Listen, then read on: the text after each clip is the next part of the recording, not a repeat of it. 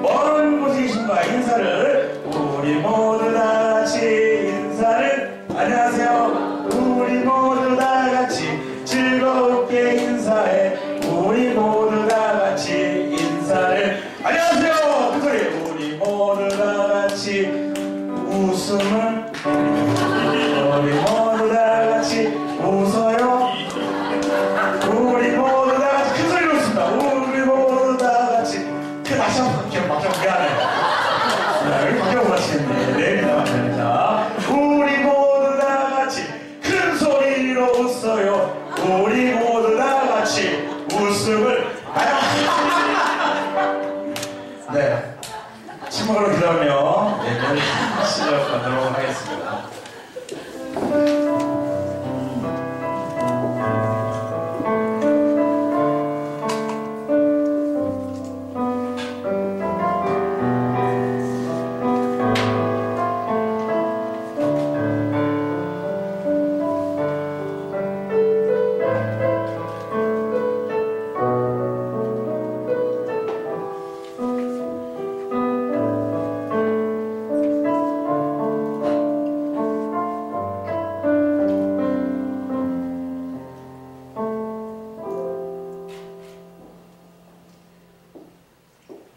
네, 오늘 연기도는 제가 하도록 하겠습니다. 기도드리겠습니다.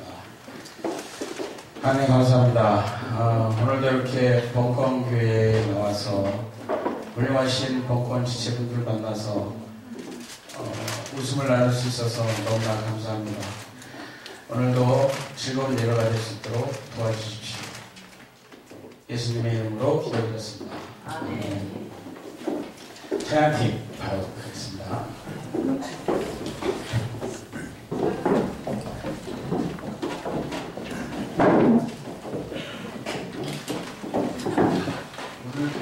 이렇게 나오나요? 나오요. 다행이군요. 자, 저는 저기 벙커원 사연을 맡고 있는 이성, 홍모 심슨이라고 합니다. 미소가 외로운 남자, 홍모 심슨이라고 합니다. 오늘은 사순절, 예수님의 죽음을 기념하는 목소리 전반적으로 우울하고 처지거든요. 어백분들이 이렇게 막 울고 계시더라도 방황하지 마시고 타일이나 인간이 아닙니다. 무시하시고 노래 보시기 소속은 고요를 지나고 달려보겠습니다.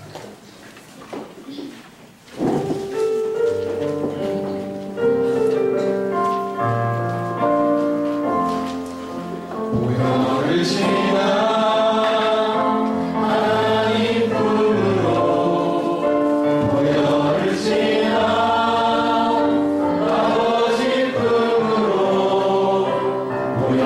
지나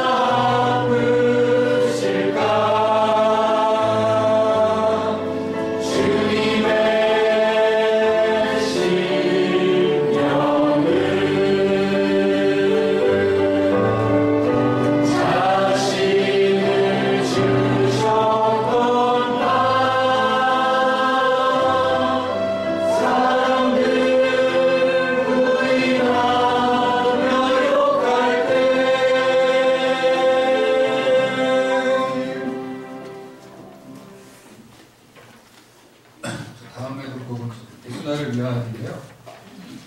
제가 혼자 시작을 할 건데 1절까지 제가 혼자 부를 건데 그냥 같이 부르고 싶으신 분이 같이 부르셔도 되고요. 같이 부른다 혼내지 않고 그냥 편하신 대로 하시면 됩니다.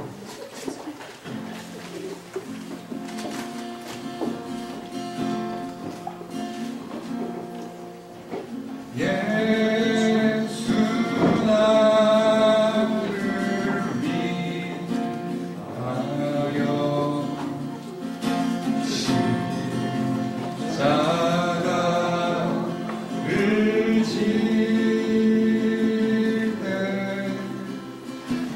세상 죄를 지시고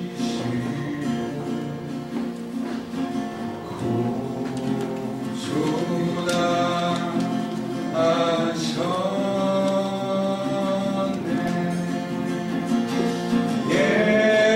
예수여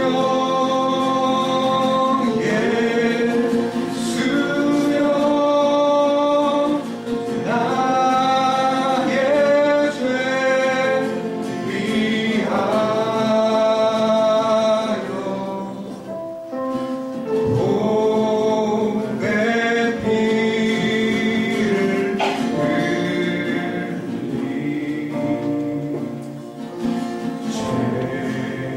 죄인 받으소서.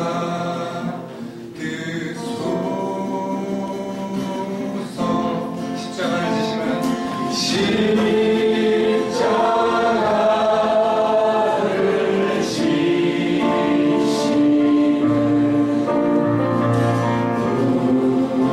무슨 죄가 있나 정우지한 사람들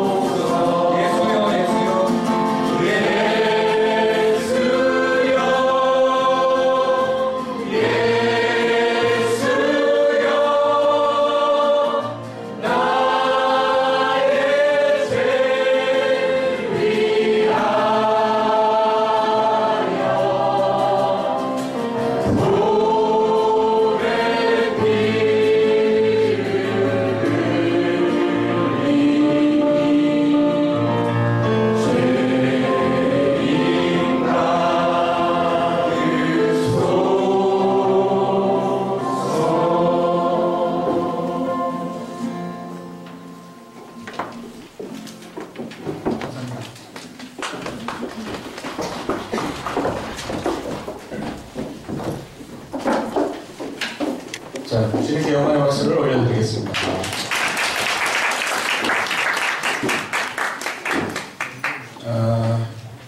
네, 주기도문 하시겠습니다. 하늘에 계신 우리 아버지, 아버지의 이름을 거룩하게 하시며 아버지의 나라가 오게 하시며 아버지의 뜻이 하늘에서 같이 땅에서도 이루어지게 하소서.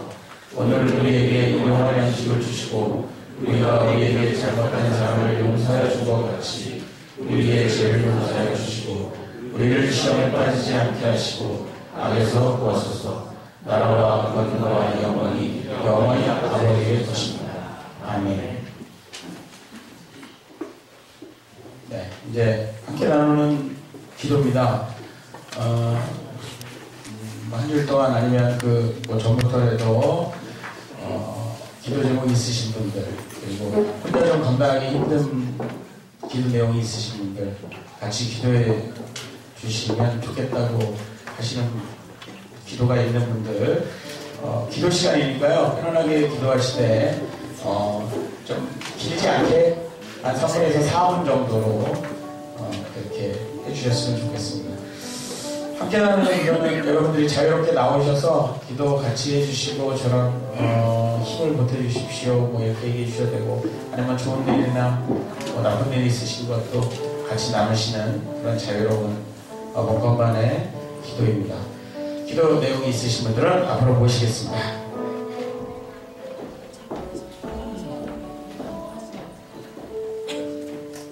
한 5분 정도를 항상 보시니까 5분 나올 때까지 진행을 하지 않도록 하겠습니다.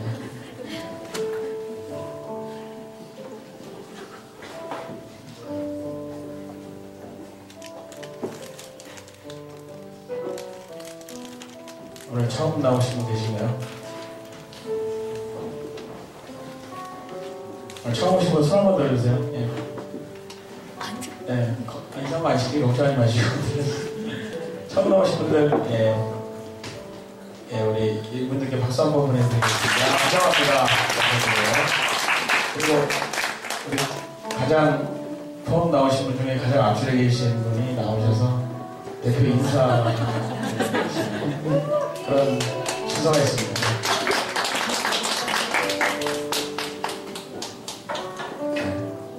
더 없으신가요?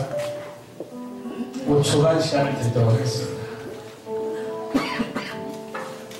5초. 나오시면 돼요. 예. 4초, 3초, 2초, 1초. 네, 알겠습니다. 오랜만이에요. 반가워요. 왜 나왔지 알죠? 맞아요. 또 그 얘기하러 나왔어요. 그래요. 쌍용자동차 해부 노동자들이 길에 나온 지 이제 4년째예요. 한 집안의 가장으로서 가족 구성원들의 생계를 책임지던 그들이 월급 한 푼 못 받고 길거리에서 투쟁을 하고 있어요. 많이 힘들어요. 대한민국 가보면 요즘 특히 느끼는 게 연대 발길들도 많이 잦아들고 의자놀이 판매도 많이 줄었어요. 그 말인즉슨 그들의 후원 또한 줄었다는 거거든요. 여러분의 도움이 필요해요. 지금 아프리카 방송 듣고 있는 여러분 도움도 필요해요. 어떻게 보면 그들이 공장으로 돌아가기 위한 투쟁일 수 있어요. 하지만 크게 보면 대한민국 사회에서 우리의 노동환경, 여러분 자손들의 노동환경, 후대들의 노동환경을 더 발전시키기 위해서 그들이 우리 대신 싸우는 거예요. 이 싸움에서 그들이 이긴다는 거 우리가 이긴다는 거거든요. 그러니까 우리 같이 조금씩만 후원해요. 일시적 후원도 괜찮지만 정기적인 후원은 더 좋겠죠? 그래서 여기 CMS 후원 신청서 가지고 왔어요. 이런 거 보기 싫어? 괜찮아요. 인터넷에 쌍용자동차 생계투쟁기금을 쳐보세요. 그러면 sym.노동.org 나올 거예요. 그거 클릭하면 거기서 작성할 수 있어요. 하지만 내가 오늘 약 20여 장 가지고 왔어요. 이거 받고 싶은 사람 나한테 와요. 줄게요. 그리고 우리 도와요. 같이 싸워요 제발. 응? 약속해요. 나 이거 오늘 다 주고 갈 거니까 꼭 받아가요. 고마워요.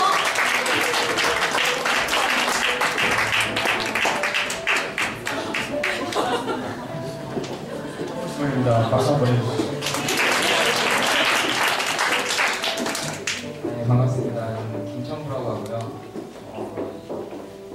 팟캐스트 방송을 통해서 이 벙커교회를 알게 돼가지고 예전에 교회를 조금 다녔었는데 좀 사회에 이렇게 진정한 그런 교회의 말씀도 하고 어떤 교회로서 이렇게 기능을 한다는 얘기를 들어가지고 오늘 처음 오게 되었습니다.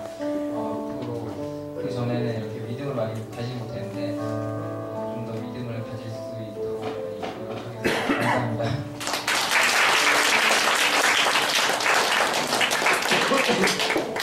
네, 우리 데일리님이 함께하는 기도 고정으로 출연하고 있습니다. 네, 저도 근데 오늘 함께하는 기도 내용이 있어가지고요. 네, 저도 하겠습니다. 사실 어제 제가 건건교회 나와서 연극 배우다 했는데 이제 첫 공연 했어요. 첫 공연 무사히 제가 마쳤고요. 첫 공연을 하려고 했는데 아침에 전화가 왔더라고요. 집에서. 그래서 할머니가 들어가 있더라고요. 그래서 일단 첫 공연 늦게 마치고 9시에 마치고 제 고향이 충주입니다. 충주 갔다 왔습니다. 옛날에는 내가 교회 안 될 때는 그냥 거기 있었겠죠. 근데 오늘 공연 때문에 올라온 것도 있지만 우리 건건교회 나와서 하나님께 우리 할머니 천국 가게 해달라고 하려고 했습니다. 그리고 오늘 또 저는 3시에 공연하러 갑니다. 여러분들이 단관 해주셔서 우리 건건교회 분들한테 첫 선보인 만큼 열심히 잘해달라고 이렇게 기도 드리겠습니다.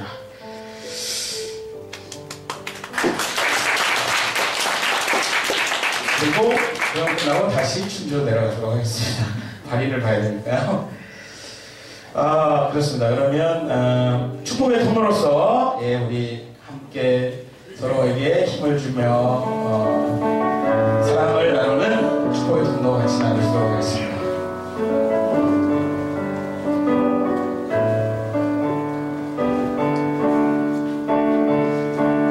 당신은 하나님의 언약 안에 있는 축복의 통로 당신을 통하여서 열방이 주께 돌아오게 되리 당신은 하나님의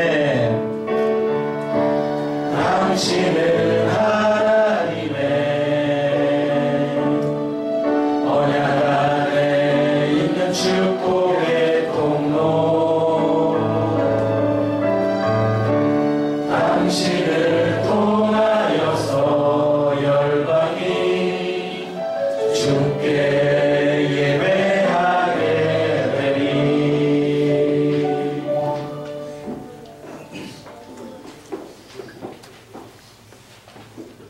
오늘 말씀 나눔이십니다. 제목은 강도의 소굴이라고 해서 마가복음 11장 15절부터 18절까지의 말씀입니다. 제가 한 절 읽고 여러분이 한 절 읽고 하겠습니다. 그들이 예루살렘에 도착한 뒤 예수께서는 성전 뜰 안으로 들어가 거기에서 사고 팔고 하는 사람들을 쫓아내시며 환전사들의 탁자와 비둘기 점수들의 의자를 둘러 엎으셨다.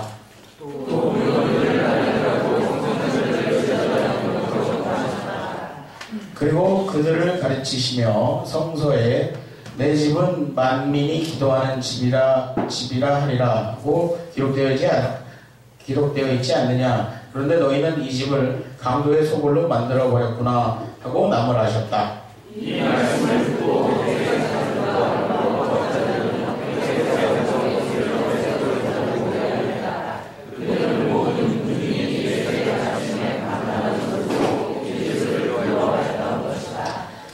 네, 오늘 말씀은 김용민님께서 해주시겠습니다.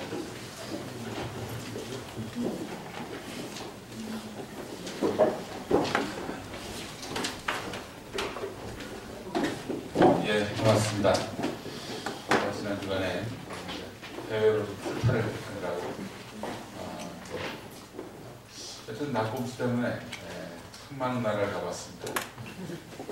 미국, 영국, 프랑스, 중국, 일본, 신혼여행지로 필리핀, 지난주 다녀온 태국까지. 상이 이렇게 여권에 많은 나라가 지키는 뭐 그렇지 않을 거라 생각입니다. 오늘 이 얘기를 하는 이유가 지난 미국 공연 때 미국 전 지역을 다니면서 우리가 손해 공연을 할 때 또 함께 해주셨던 뉴욕의 강은정님 또 이렇게 불러주셨습니다. 어디 계시죠? 하나?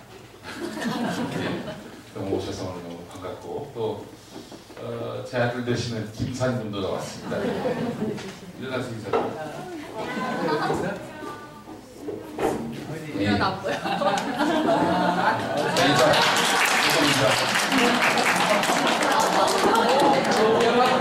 인사하고 들어가. 인사하고 들어가.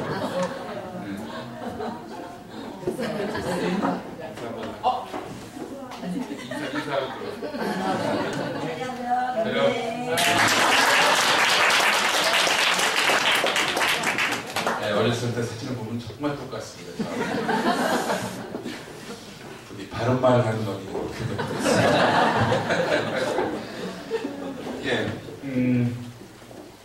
예수님은 과연 감정이 있었을까?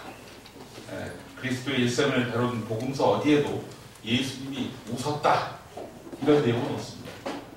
자, 웃었다 이런 내용이 없다라고 제가 말을 했는데 불현듯 이탈리아의 기고학자이자 미학자인 움베르토 에코가 생각해봤어요. 그 사람이 장미의 이름이라는 연수를 썼습니다. The Name of the Rose. 자, 이 영화로도 나왔는데 혹시 보시고 계십니까? 읽으시고 계신가요? 훌륭하신 분이 또 분 계십니다. 꼭 한번 죽기 전에 읽어보시기 바랍니다. 주요 줄거리는 이렇습니다. 또 요약의 황제 아니겠습니까? 제가 한 수도원을 배경으로 합니다. 이 수도원에서 사람들이 죽어나갑니다. 자꾸. 왜 그럴까? 그래서 이제 어떤 신부가 조사를 하게 됐습니다. 도서관을 주목하게 됐습니다. 변을 당한 사람들 중에 여기를 들르지 않은 사람이 없었습니다. 그래서 도서관을 막 뒤졌어요. 봤더니 밀실이 있었습니다. 문을 열어봤어요. 늙은 수도사가 한 명 있었습니다. 이 조사관은 이 늙은 수도사와 논쟁을 펼쳤습니다. 논쟁은 아무런 소득이 없었습니다. 결국 이 조사관은 등을 돌려서 그 밀실을 나왔습니다. 근데 얼마 뒤에 도서관에서 불이 났습니다. 기독교 최대 장서를 자랑하던 그 도서관 그리고 수도원은 폐허가 됩니다. 자, 추리소설이라면 범인이 누군지 그 의구심이 증폭될 텐데 장미의 이름은 대놓고 말했습니다. 범인은 그 늙은 수도사라고. 이름은 호르헤 신부.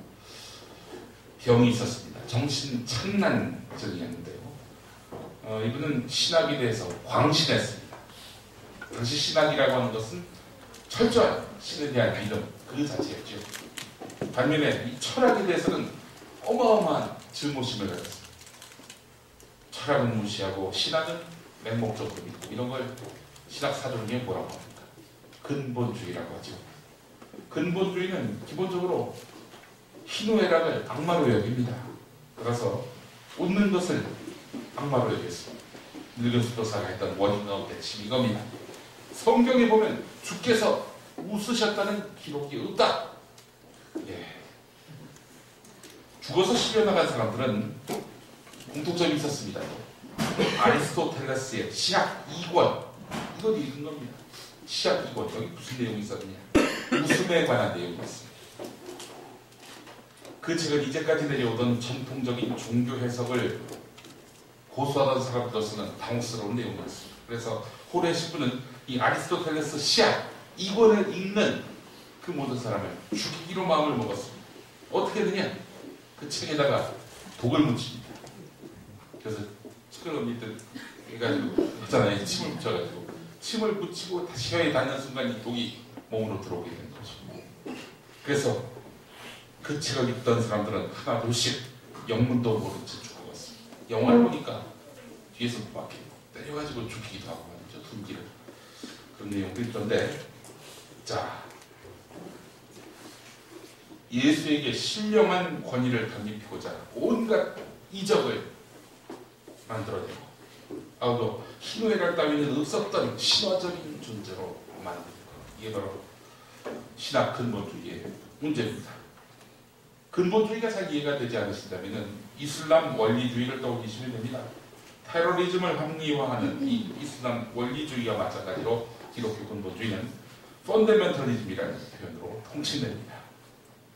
예수님은 인간의 몸을 입고 세상에 오셨죠. 그리고 살아있는 내내 인간 그 자체였습니다.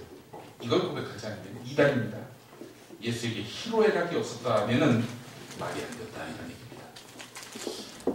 지난번에도 한번 이분의 말을 인용한 적이 있었는데요. 정연복 한국기독교연구소 연구위원이 이런 말을 했습니다. 남미에 사는 어떤 신자가 이런 고백을 했다. 노동자나 농부가 예수님의 희노애락을 알고 싶다면 자신의 희노애락을 성질해 보는 것으로 충분하다. 예수님은 똑같은 인간이었기 때문에 내가 느꼈던 희노애락과 예수님이 느꼈던 희노애락은 같은 것이다, 이런 얘기죠. 복음서에서 예수는 인간에게 끝없이 다가선다. 그런데 오늘날 우리는 바로 그 복음서를 갖고 예수를 인간으로부터 끝없이 갈라놓는다. 복음서에서 예수는 민중과 함께한 사람, 민중과 한 몸이다. 그런데 목회자와 신학자들은 교리와 신학을 들이대면서 예수를 자꾸만 신격화해서 민중과 도무지 어울릴 수 없는 초월적인 그리스도로 둔갑시킨다. 그래서 이 땅의 가난한 신자들이 자기네 희노애락과 무관한 예수를 그들의 구세주로 모시는 서글픈 일이 벌어졌다, 이렇게 말했습니다. 본문은 성전 정화 사건입니다. 예수의 희노애락 가운데 뭐죠? 노저도, 노할도. 예. 기쁠 이 노할도 슬플래 즐거울다. 그래서 분노할. 예수님은 화가 많이 났습니다. 왜 화가 났을까요? 우리가 그냥 그동안 주일학교 때 배워온 바에 따르면 성전에서 장사를 해가지고, 그래서 예수님이 인간의 표현대로 하자면 야마도시도입니다. 야마도라는 표현 얼마나 이제 실감이 납니까?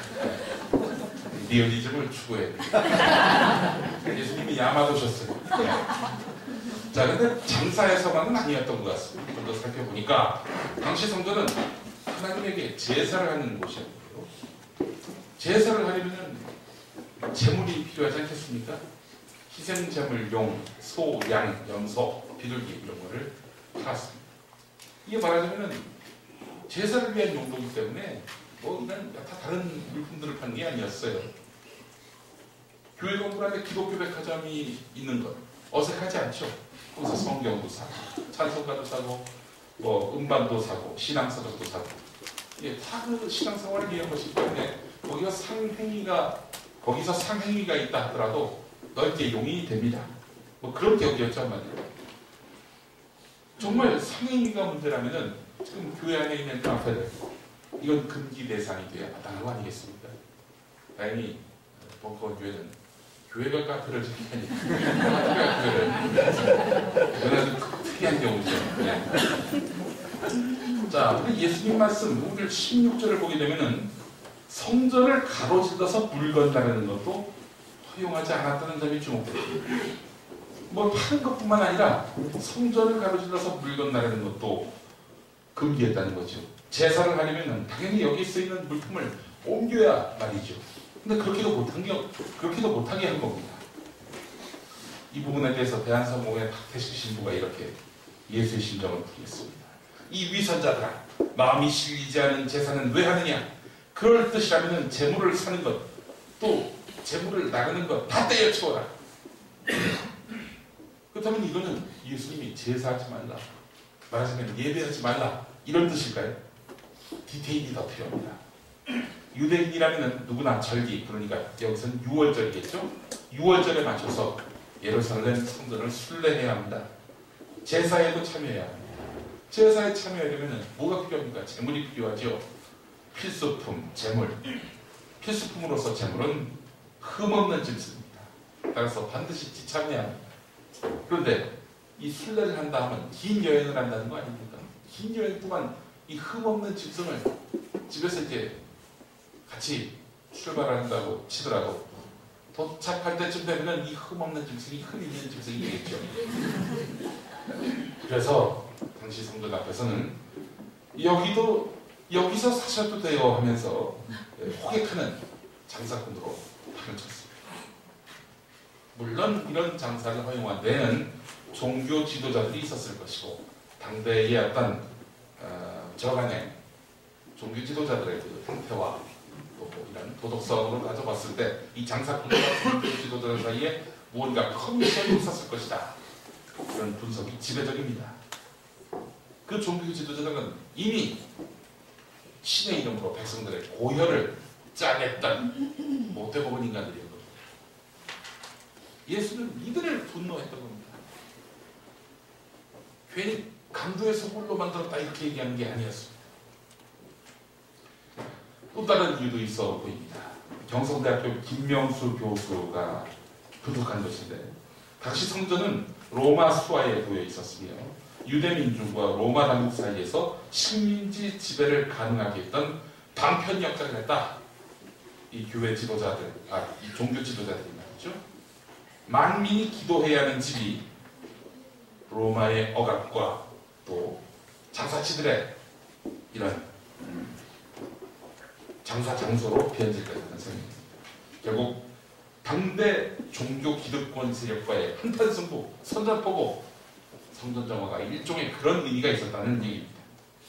사실 예수는 역사에서 호미진 곳에서 소외받고 고통받던 이들을 일깨우고 해방과 자유를 선포했던 인물 아니었습니까? 그 연장선이었다는 것이죠. 갈릴리를 돌아다니면서 병자와 약자 죄인들을 일으켜 세우고 힘을 주고 자유함을 선포했다. 예수의 정신이 성전에서는 이런 식으로 표출됐다 이런 얘기입니다. 자, 이런 예수의 도발에 당대 기득권 세력들 가만히 있었을까요? 예수를 어떻게 하면 제거할까? 이 공리를 하게 됩니다. 예수를 십자가에 못 박아서 죽일 그런 공의를 마침내 실행에 옮기기로 다짐하게 된 계기가 이렇게 마련된 것입니다. 예수가 성전을 정화하기로 마음먹게 된 저간의 상황, 오늘 한국교회는 이로부터 얼마나 자유로운지 우리는 돌아봐야 합니다. 한국교회가 물량주의에 매몰돼서 정체성을 잃어버린 상황이라는 점, 여기에 동의하시기 때문에 사실 모이신 분들 아닙니까? 비판교인을 내쫓았고 20억이 넘는 교회 돈을 착복한 것으로 그러면서 구속 수감된 정상지 목사 아시죠? 제자교회 하여튼 굉장히 좀 앞서가는 교회였는데 지금은 다른 의미로 앞서가는 교회가 됐습니다. 또 절대 세습을 안 하겠다를 해놓고 세습을 했고 한국 기독교 청년합회 한기총 대표회장을 하려고 돈을 뿌리다가 걸린 길자연 목사,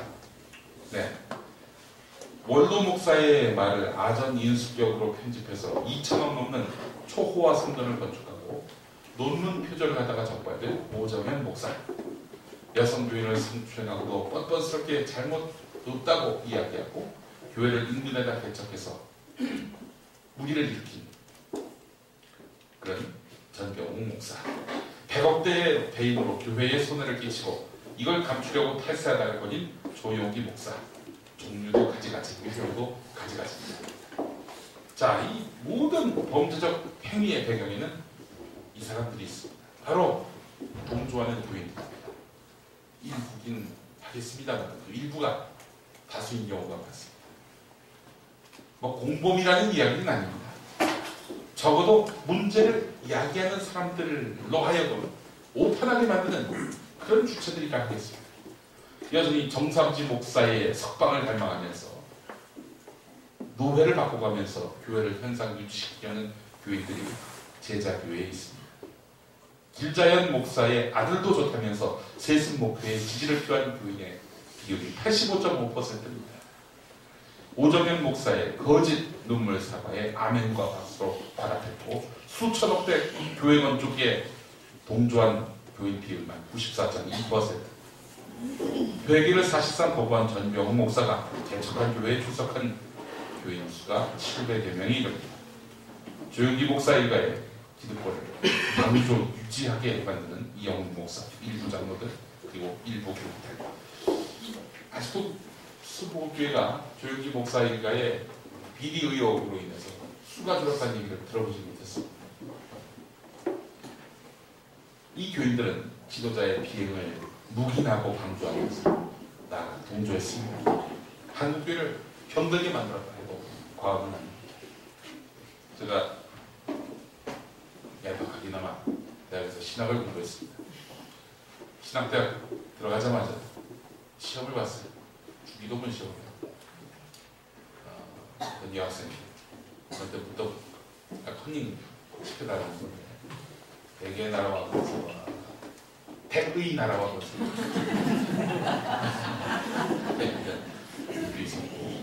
말씀드렸던 것 같습니다. 이 시간에 또 뭐 못 들으신 분들을 위해 또 하자면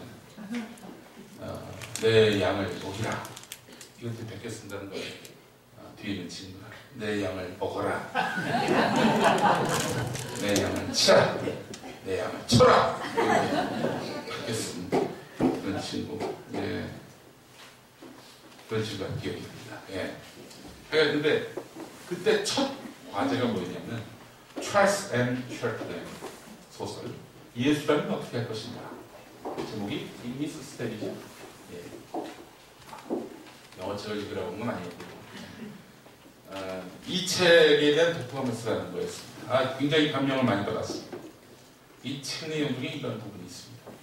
미국은 민간 철도 회사가 있죠. 우리나라는 코레일이 이제 독점하고 있습니다만, 예, 미국의 민간 철도 회사 간부급 되는 어떤 사람이 있었습니다.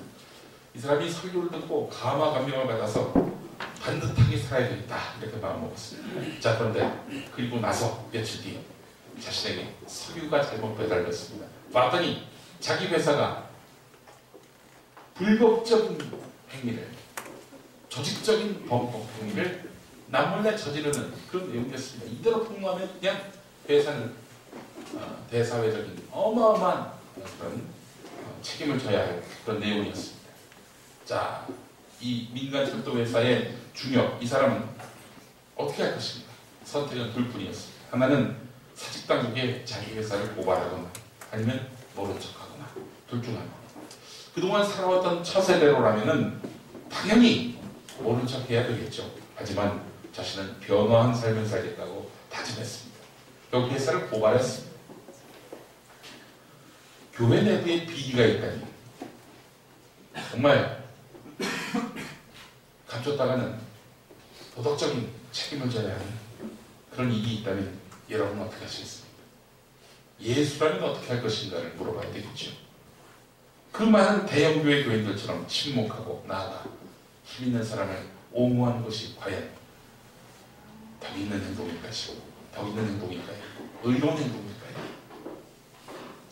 예수님이 이미 이 말씀을 통해 답을 내리셨습니다.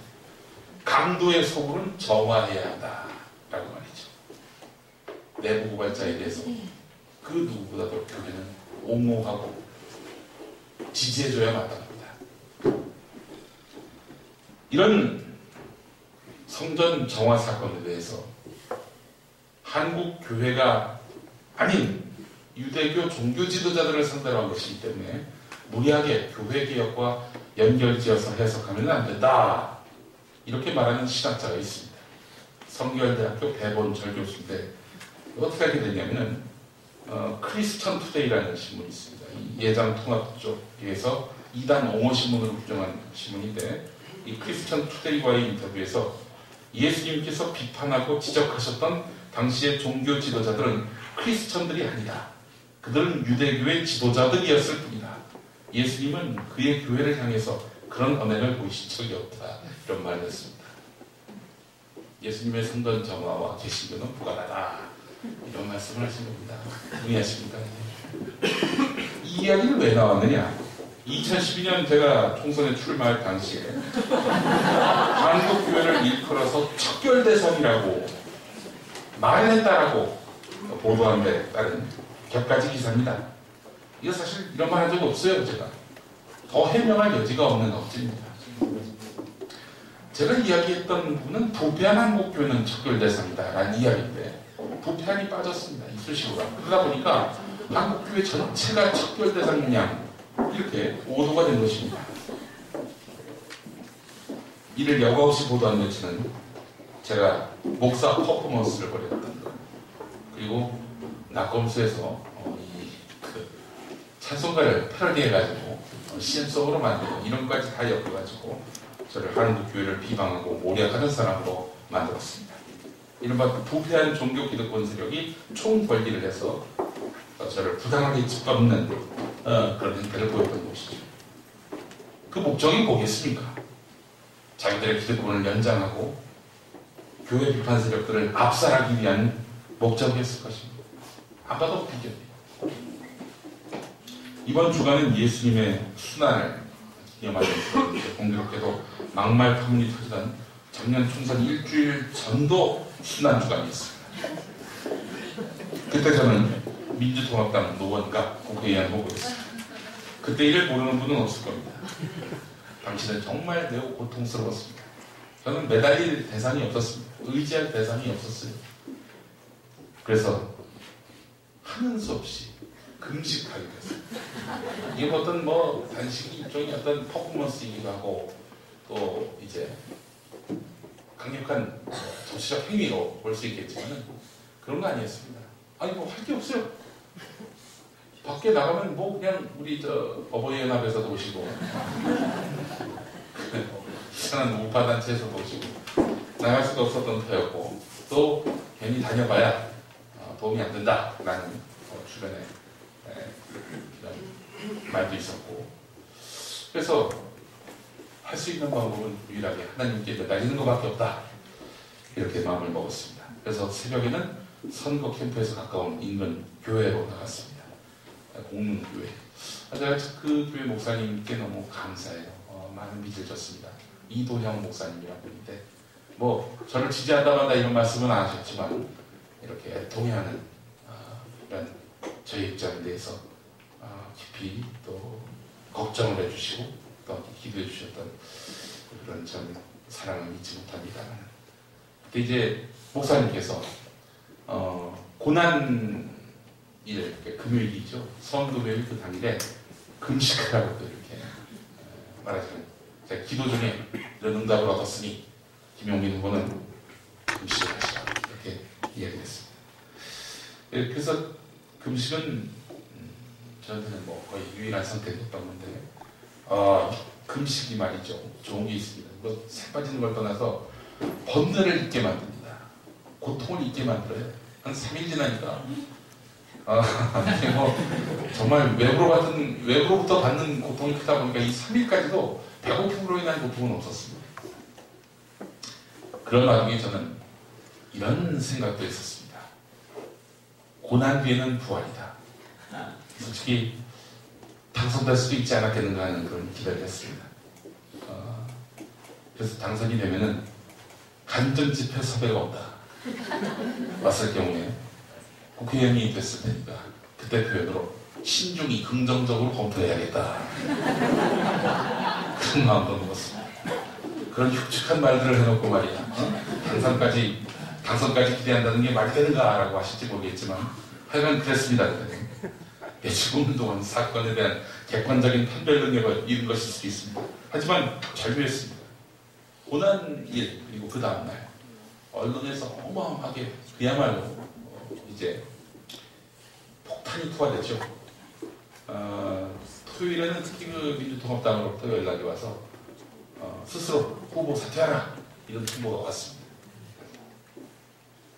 근데 이게 상황이 되게 웃겼어요. 어떤 거였냐면요.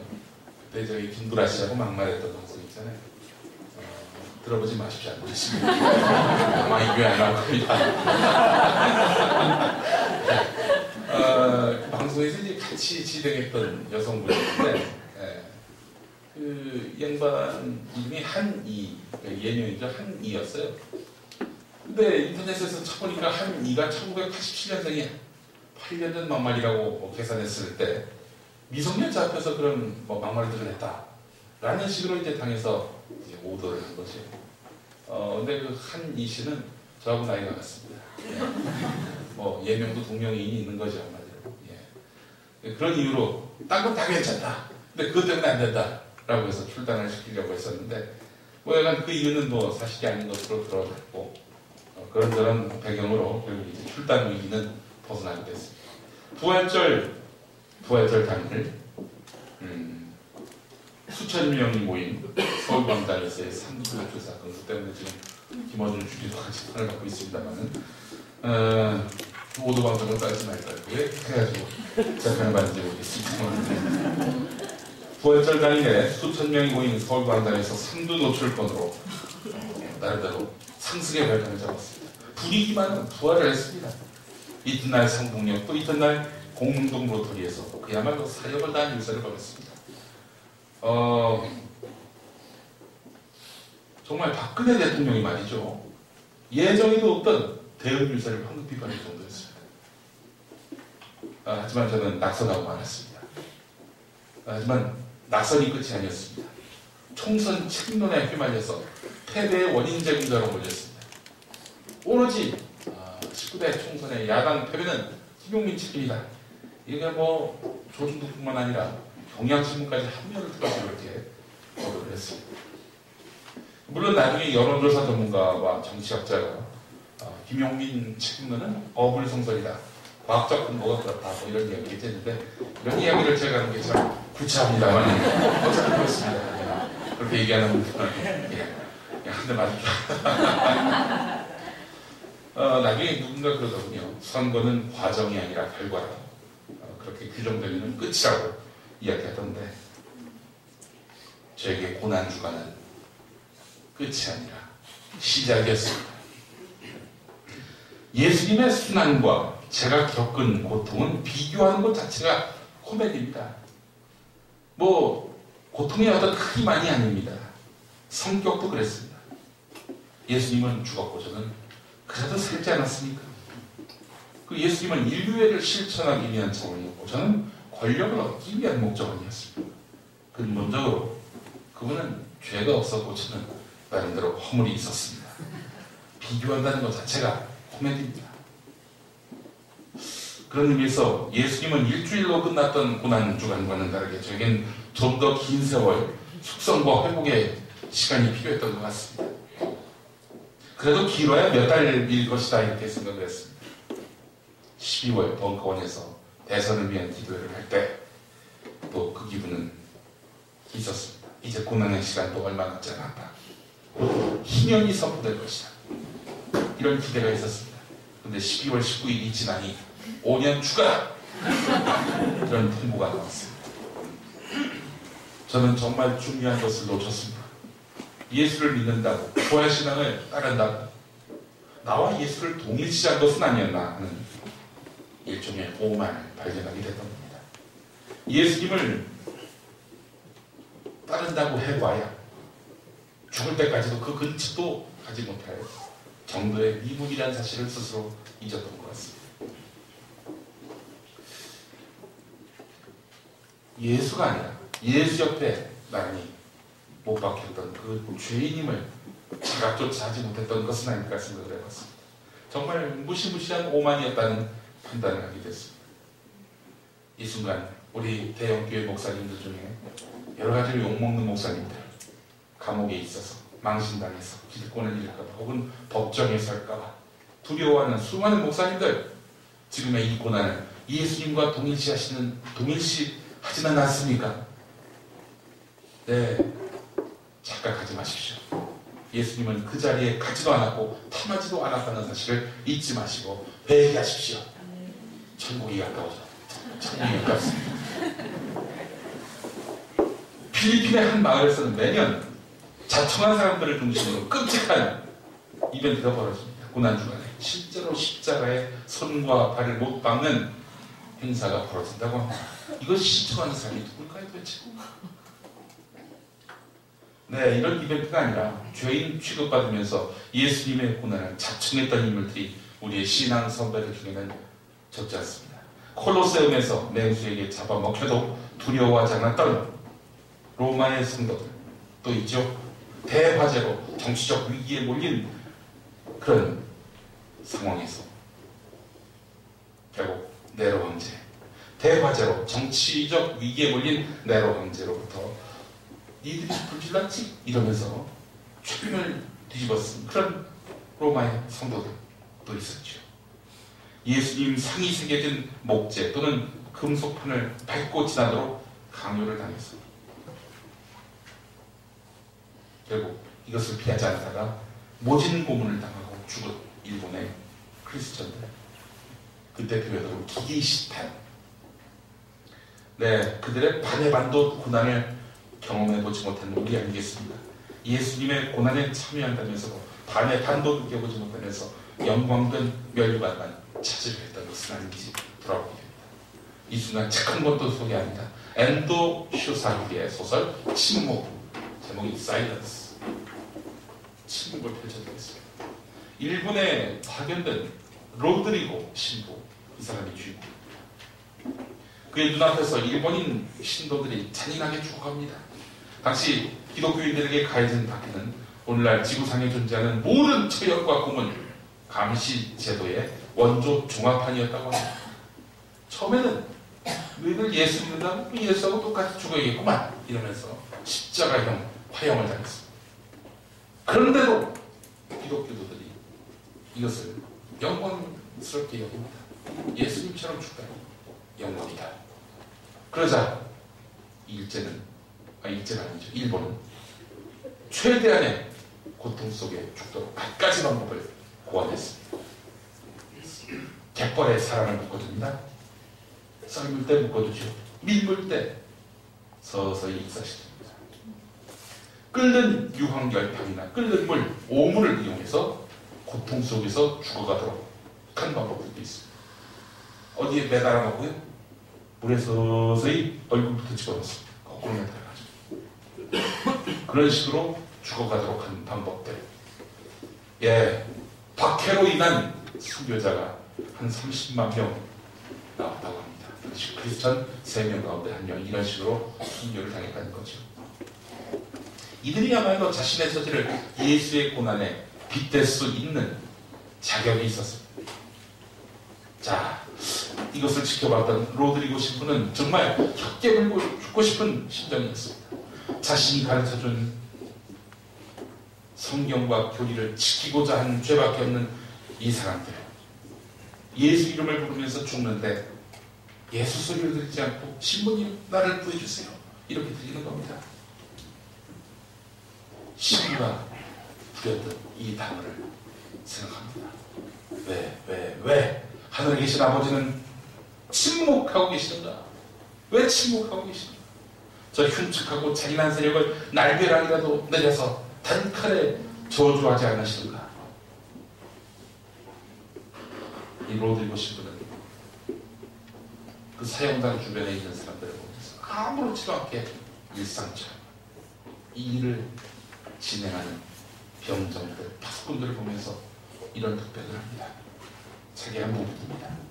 예루살렘의 밤, 한 사마리 운명에 아무 관심도 없이 불에 손만 쬐고 있다는 몇 사람의 모습, 그들처럼 학살 현장 주변에 이 파수꾼들도 인간이란 이 정도로 타인에게 무관심할 수 있구나 하고 느끼게 하는 그런 소리로 웃기도 하고 짓거리기도 했다.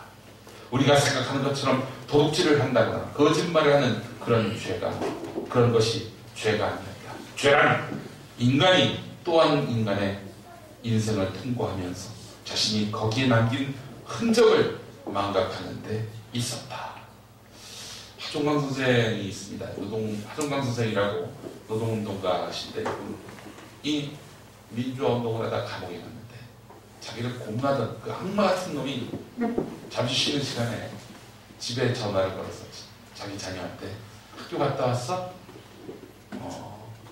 그 친구들하고 사이좋게 지내고 선생님 말씀 잘 듣고 착하게 행동해야 돼 이렇게 말하는데 완전히 맛이 갔다. 그 말을 끝내고 다시 와서 자기를 고문하는데 어쩔 수가 있는가. 자, 이 로드리고 신부는 어떻게 그 다음 처신을 했을까요? 아름다운 순교를 택했을까요? 신앙소설이라면 당연히 그렇게 비교되겠죠. 아닙니다. 하나님은 없다. 이렇게 대신했습니다. 로드리고 신부. 어떻게 그 배교를 할 수 있느냐? 하나님 사진이 그려진 그런 그림을 걸어가면 됩니다. 걸어봤어요? 자, 그렇게 해야 나머지 신도들은 살 수 있었습니다. 그런 이유만은 아니었다고 말합니다. 왜냐?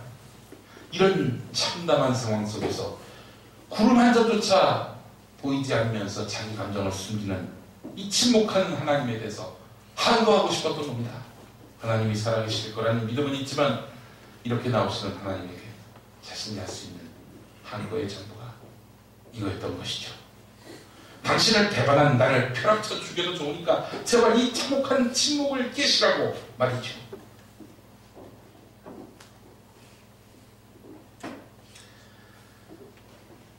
하나님의 그림이 그려진 하나님의 형상을 담은 그림, 이걸 성화라고 하겠습니다.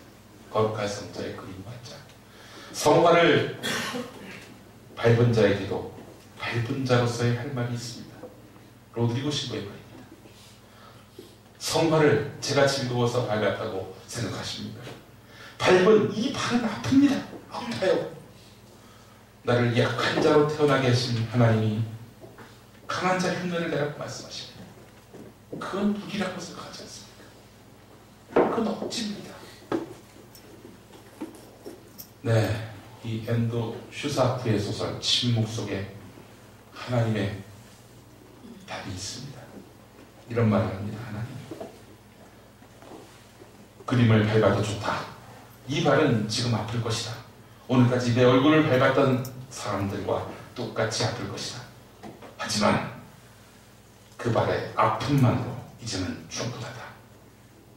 나는 너희의 아픔과 고통을 함께 나누겠다. 그것 때문에 내가 존재하니까. 나는 침묵하고 있었던 게 아니다. 함께 고통을 나누고 있었을 뿐. 미국의 어떤 목사님의 고백입니다. 어느 고난주간 토요일 아침에 내일 이제 부활절에 나눠줄 교회 주보를 들여다봤습니다. 한국의 주보와는 다르게 미국의 주보는요, 보여주시죠. 뭐해? 이렇게 빨리 그래 점점점점으로 되어 있는 게 아니라 이렇게 됐어요. 그날 설교 제목은 공교롭게도 예수를 죽인 사람은 이거였습니다. 자기 이제 그 밑에 들어와서 예수를 죽인 사람은 아무개 목사 이렇게 되어버렸습니다. 예수를 죽인 자가 바로 자신이었다. 송기론 목사가 전한 기억 중에 하나입니다. 내가 예수를 죽인 죄인이라고 자백하는 것은 어려운 것일까? 이 질문 앞에 우리는 서 있습니다. 작년에 총선 직후에 유명한 기독교 월간지가 있습니다. 복음과 상황이라고. 구독을 권합니다. 괜찮아요. 그런 거 하나 저 구독해줘도 손해볼 것 전혀 없습니다. 이 복음과 상황이라는 월간지에서 때마침 이슈로 터졌던 전병웅 목사의 교회 개척에 관해서 논평을 해달라고 연락이 왔습니다. 다른 글은 술술 쓸 수 있었지만은 그때 그것만은 불가능했습니다. 전병욱의 성추행과 나의 그 막말, 가늠할 막말, 하나님 보시기에는 피장파장이었을 것이다 이렇게 판단했기 때문입니다. 어렵게 쓴 말은 그런 자신의 잘못된 과거를 지우려 하지 말고 사과하고 십자가를 지고 겸손하게 나가라 이런 것이었는데 기자가 다시 연락이 왔습니다. 아니 그러면 교회 개척하라는 말이냐? 이렇게 말이죠. 다시 쓰라고 했습니다. 원고료도 안 주면서 다시 써요. 뭐라고 해서 썼는지 기억이 안 나요. 나에게 써서 보냈는데 아마 총선에 나가지 않았으면 저는 전병욱 목사가 발전만 파묻었을 겁니다. 청소년 이후에 저는 죄인임을 자각하면서 살고 있기 때문입니다.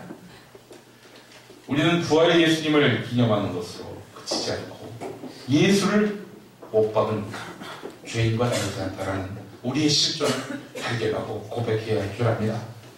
성전을 정결케 할 주체가 아니라 정결당할 그런 청산당할 대상자임을 자각하면서 살아야 된다는 얘기입니다. 그런 의미에서 날마다 자신을 부인하면서 나가는 사람이 되어야 한다.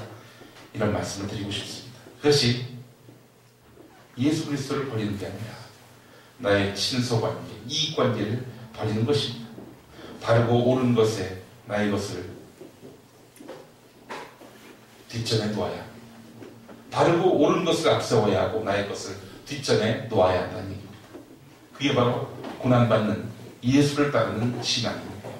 부활신앙을 계승하는 예수의 제자로서의 삶이 아니겠습니까? 이번 주간은 잘 아시는 대로 예수님의 고난을 기념합니다.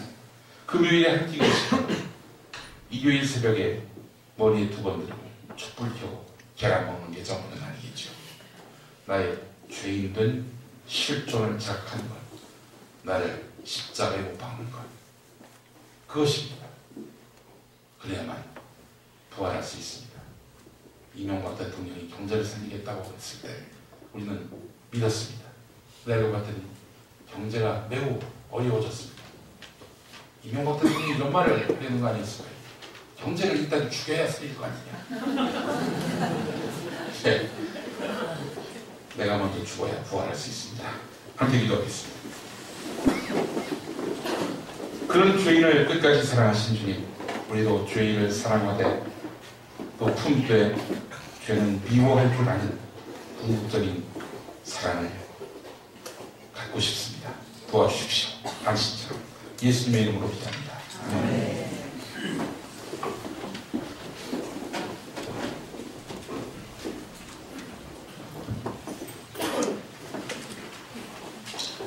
자, 일어서셔서 축도하시겠습니다. 여러분과 따뜻하게 손을 잡으셔서 좋습니다. 축복기도 같이 하시겠습니다. 주 예수 그리스도의 은총과 하나님의 사랑과 성령께서 이루어 주시는 치유가 우리 가운데 영원토록 함께 있기를 주님의 이름으로 축원합니다. 아멘.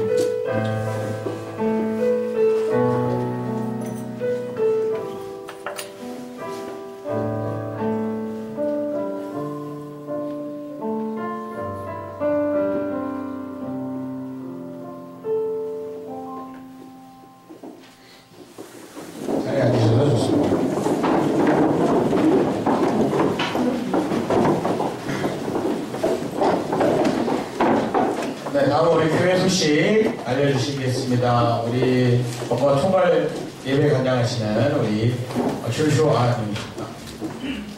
반갑습니다. 옆에 계신 분들 서로 인사 한번 나누시죠. 상화좌우 계십니다. 네, 사람 좀 이따 인사하셔야겠죠.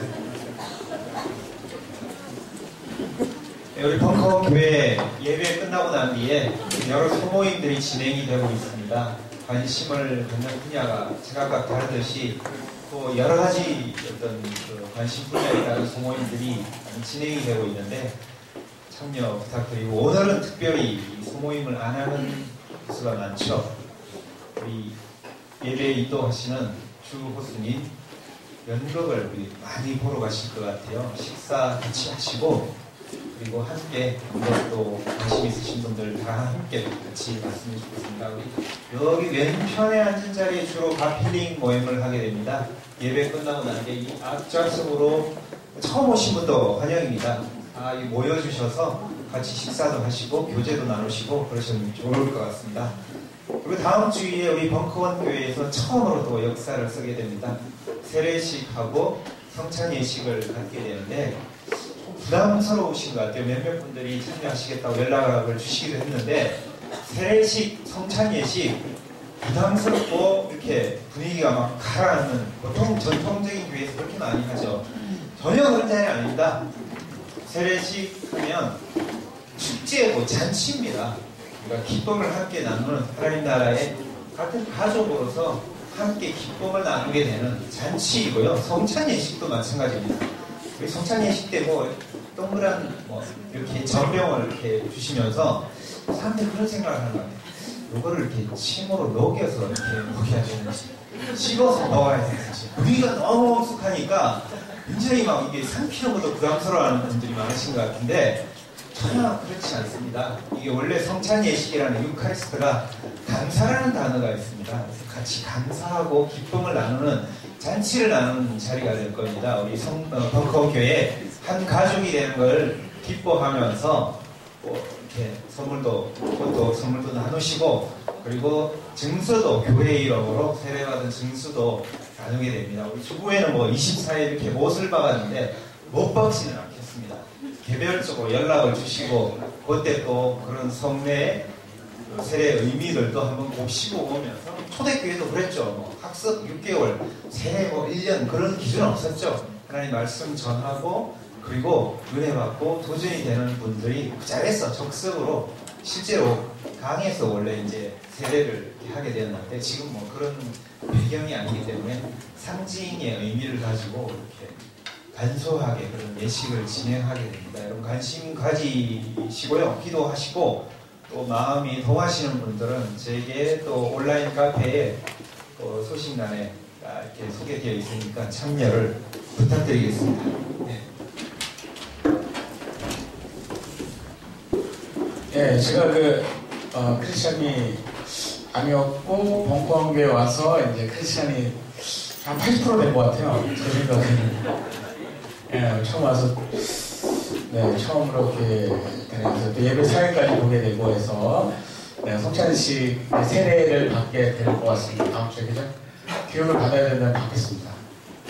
대신 제가 한 4개월 정도 예배 사회 받다는 거.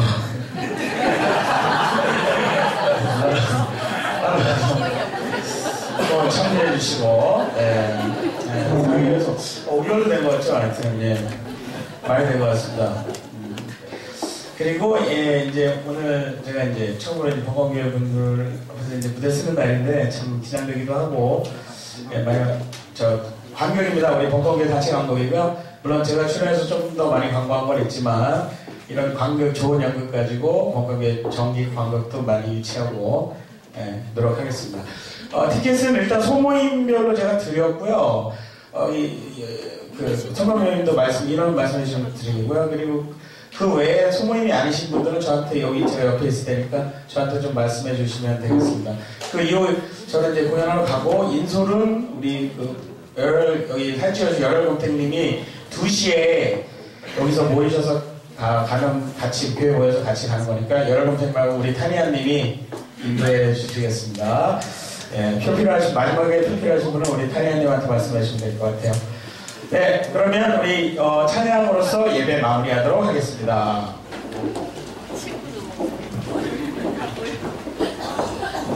축복의 통로 우리 마치겠습니다.